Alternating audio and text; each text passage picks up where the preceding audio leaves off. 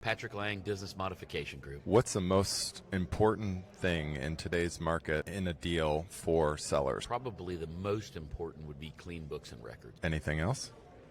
There's a lot else that we could go on and on about, but if we're looking at the most important, numbers that are accurate and having an understanding of where the numbers are coming from. What's the most important thing within their clean records in terms of their P&L?